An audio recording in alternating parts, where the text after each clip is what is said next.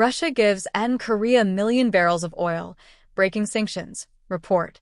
Russia is estimated to have supplied North Korea with more than 1 million barrels of oil since March this year, according to satellite imagery analysis from the Open Source Center, a non-profit research group based in the UK. The oil is payment for the weapons and troops Pyongyang has sent Moscow to fuel its war in Ukraine, leading experts and UK Foreign Secretary David Lammy have told the BBC.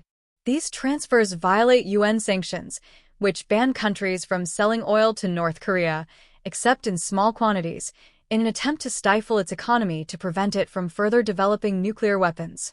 The satellite images, shared exclusively with the BBC, show more than a dozen different North Korean oil tankers arriving at an oil terminal in Russia's Far East a total of 43 times over the past 8 months. Further pictures, taken of the ships at sea, appear to show the tankers arriving empty and leaving almost full. North Korea is the only country in the world not allowed to buy oil on the open market. The number of barrels of refined petroleum it can receive is capped by the United Nations at 500,000 annually, well below the amount it needs. Russia's foreign ministry did not respond to our request for comment.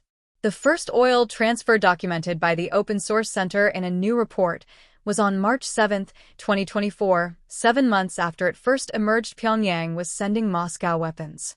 The shipments have continued as thousands of North Korean troops are reported to have been sent to Russia to fight, with the last one recorded on November 5.